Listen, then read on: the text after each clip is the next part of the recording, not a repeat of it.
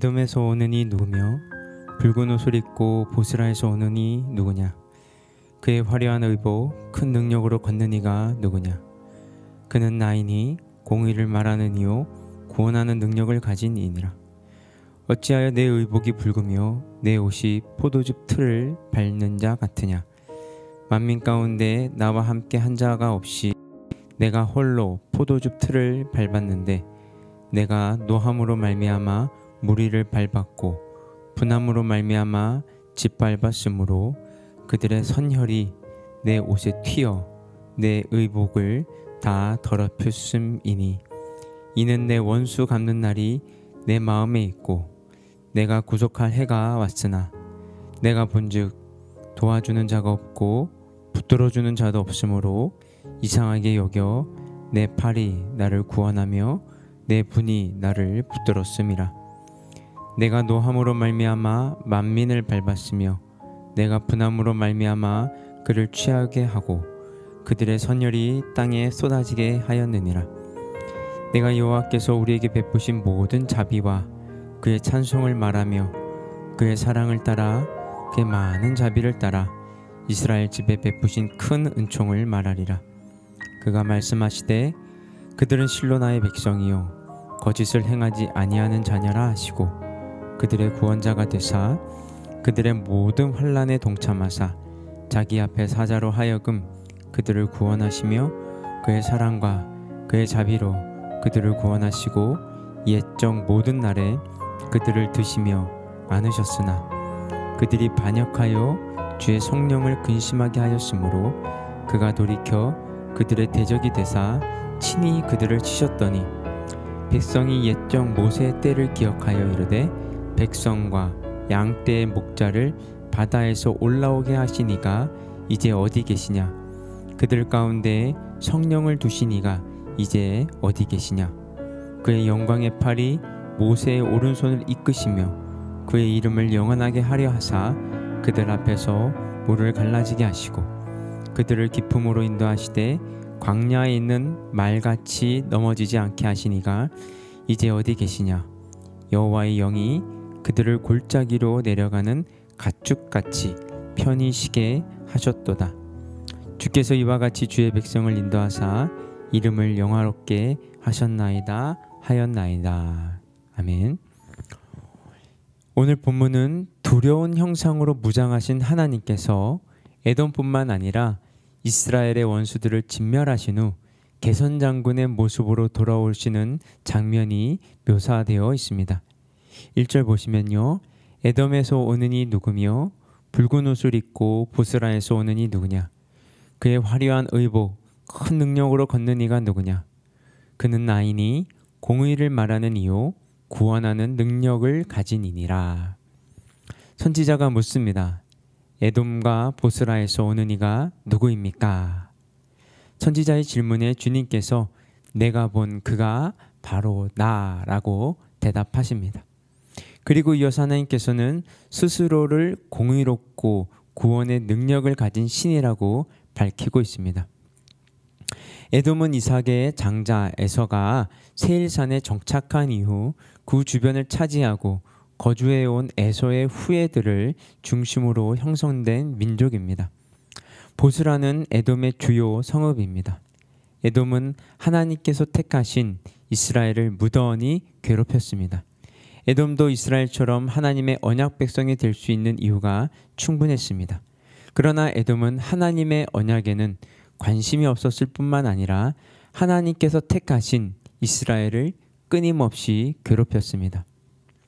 에돔을 대표로 이스라엘을 괴롭히는 대적들, 악을 자행하는 모든 나라들이 반드시 공의로우신 하나님의 심판대 앞에 서서 그들이 행한 대로 판결을 받게 될 것을 말씀하고 있습니다. 하나님께서 이스라엘만 사랑하셔서 타 민족을 심판하신 것이 아닙니다. 그들은 그들의 죄에 대한 심판을 받은 것임을 성경은 말씀합니다. 악인에 대한 심판은 결국 하나님께서 택하신 이스라엘에 대한 구원의 또 다른 일면으로 연결되고 있습니다. 악인에 대한 심판자는 오직 공의로우신 하나님 한 분뿐임을 3절 상반절이 증거하고 있습니다. 만민 가운데 나와 함께한 자가 없이 내가 홀로 포도즙 틀을 밟았는데, 마치 포도즙 틀을 짓밟듯이 하나님께서 친히 심판했음을 말씀하고 있습니다. 어려운 판결을 내리기 위해서는 심판자가 의로운 존재여야 합니다. 그러므로 세상의 그 누구도 하나님 대신 심판자가 될 수 없습니다. 세상의 그 누구도 하나님의 판결을 도울 수 없기에 단지 심판의 도구로 쓰임받을 뿐입니다. 그런데 3절에 더럽혀졌음이니와 4절에 내가 구속할이라는 단어의 어근이 동일하게 사용되었습니다. 메시아가 대적의 선혈로 더럽혀진 것과 그의 언약 백성이 구속함을 받은 것이 깊은 관련이 있음을 나타내기 위해 쓰였음을 알 수 있습니다. 이사야 선지자는 오늘 본문을 통해 심판과 구원 사역은 그 누구도 감당할 수 없음을 예언하고 있습니다. 오직 예수 그리스도를 통해 심판과 구원을 행하실 것을 말씀하고 있는 것이죠. 여러분, 심판과 구원 사역을 할 수 있도록 여호와를 지탱시켜 준 것은 하나님이나 어떤 한 민족이 아니라 죄악에 대한 하나님의 분노입니다. 가끔 분노가 원동력이 되어 큰 일을 이루었다고 고백하는 사람들이 있습니다. 그들의 분노는 살아가면서 생긴 상처나 비교의식 등에 의해 생기는 경우가 대부분입니다. 그러나 하나님의 분노는 죄에 대한 분노입니다. 죄를 미워하시는 하나님의 진노를 피할 수 있는 사람이나 민족은 없습니다. 죄 가운데 살아가는 세상, 모든 나라와 그 안에 속한 이들은 하나님의 심판을 받게 될 것입니다. 그러하기에 오늘도 우리가 우리의 중심에 붙잡아야 하는 것은 예수 그리스도의 보혈입니다. 오직 예수 그리스도의 보혈의 공로만이 심판을 넘어 구원으로 인도하는 열쇠이기 때문입니다. 다음으로 7절 말씀입니다. 내가 여호와께서 우리에게 베푸신 모든 자비와 그의 찬송을 말하며 그의 사랑을 따라 그의 많은 자비를 따라 이스라엘 집에 베푸신 큰 은총을 말하리라. 환상을 통해 여호와께서 선민의 대적을 심판하시는 것을 예언한 선지자는 하나님께서 이스라엘 자손에게 베푸셨던 구원과 사죄를 회상했습니다. 그 회상 속에서 여호와 하나님께서 이스라엘에게 베푸신 사랑과 자비의 은총을 말하겠다는 선지자의 의지가 엿보입니다. 10절 이하의 말씀에서 더 이상 하나님의 은총이 없다고 불평한 이스라엘 백성의 태도와 대조를 이루고 있습니다.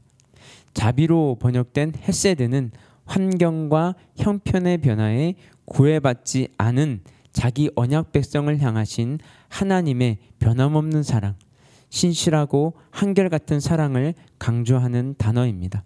헤세드는 하나님께서 보이신 신실한 사랑에도 불구하고 그를 저버리고 세속의 길로 달려가 버린 이스라엘 자손의 변덕스러움과 대조를 이루고 있습니다.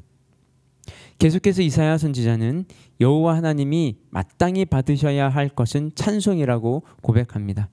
하나님의 은혜를 아는 자, 하나님의 자비를 깨닫는 자는 하나님의 크신 은혜를 찬양하지 않을 수 없습니다. 하나님의 은혜, 하나님의 자비를 경험한 그리스도인이라면 자기 흥에 겨워 드리는 찬양이 아니라 심령 깊은 곳에서 울려 퍼지는 찬양을 드리게 됩니다. 일생 살아가면서 하나님의 은혜와 하나님의 자비에 감격하여 심령 깊은 곳에서 길어 올리는 찬양을 드리는 것은 그 무엇과 바꿀 수 없는 은총입니다. 그런데 하나님의 사랑과 자비에 비해 이스라엘 백성은 하나님을 버리고 언제나 불평불만하는 삶을 살았습니다.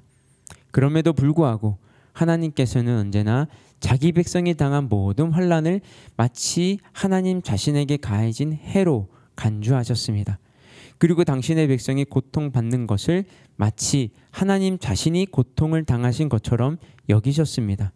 이어서 이사야 선지자는 애굽에서 노예 생활하던 이스라엘을 구원하심이 그들에게 공로가 있어서가 아니라 오직 이스라엘 백성의 처지를 불쌍히 여기신 하나님의 자비와 사랑에 근거한 것이라는 사실을 고백하고 있습니다. 9절 보시면요. 그들의 모든 환난에 동참하사 자기 앞에 사자로 하여금 그들을 구원하시며 그의 사랑과 그의 자비로 그들을 구원하시고 옛적 모든 날에 그들을 드시며 안으셨으나. 안으셨으나에 해당하는 단어는 없다는 의미와 동일한 단어입니다. 마치 독수리가 자기 새끼를 견고한 날개로 업어 나른 것처럼 보호하셨다고 고백하는 것입니다. 또한 옛적 모든 날에라는 표현은 중단되지 않고 계속되는 날들을 의미합니다. 여호와 하나님께서 이스라엘 백성을 안아 인도하시되 단 하루도 빠짐없이 그들을 돌보시고 인도하셨음을 강조하고 있습니다. 가끔 매스컴을 통해 아픈 자녀를 하루도 빠짐없이 업어서 등하교시킨 부모님의 이야기를 전해 들을 때가 있습니다. 이런 부모님도 참 훌륭하지만 방학도 없고 졸업도 없는 인생들을 지키신 하나님의 사랑과 자비는 대체가 불가능합니다. 그렇게 하나님은 단 하루도 빠짐없이 돌보시고 이스라엘 백성을 인도해 주셨지만 이스라엘 백성은 오히려 하나님을 근심하게 했습니다. 끊임없이 주님을 금신케 하는 백성에게 징계의 채찍을 드는 부모처럼 하나님께서는 이스라엘을 치시지만 결국 목자가 초원으로 양떼를 이끌듯 하나님께서는 이스라엘 백성을 가나안으로 이끄셨습니다. 그러므로 하나님의 사랑과 아버지의 자비를 받기 위해 자녀된 백성이 해야 할 우선순위는 회개입니다. 세속의 길에서 회개하지 않고 죄악의 길에서 돌아서지 않고 다시 하나님의 사랑과 자비를 간구한다면 그것은 하나님을 시험하는 것입니다. 하나님께서 하나님의 충만한 사랑과 무한한 자비를 베푸시기에 주저함 없으시도록 우리의 삶을 단정하고 정결하게 가꾸어가는 수고가 있어야 합니다. 오늘도 세속의 길에서 돌아서서 주님 앞에 단정히 살아가는 하루가 되시기를 주님의 이름으로 축복합니다. 함께 기도하시겠습니다. 우리의 아버지 되신 하나님, 죄악의 길, 세속의 길에서 헤매이는 우리를 구원해 주시기 위해 예수 그리스도의 보혈을 허락해 주셔서 감사합니다. 하나님의 무한하신 자비와 충만하신 사랑을 받기에 부족함 없는 그리스도인으로 우리의 삶의 자리를 정결하게 단정하게 가꾸어 가게 하여 주시옵소서. 또한 우리의 가족과 이웃을 위해 이 나라와 이 민족, 인류와 이 땅의 교회를 위해 이사야 선지자처럼 간절한 마음으로 중보하게 하여 주시옵소서. 이 모든 말씀 예수 그리스도 이름으로 기도드렸습니다. 아멘. 우리 계속해서 기도 제목 가지고 기도하며 나아가도록 하겠습니다.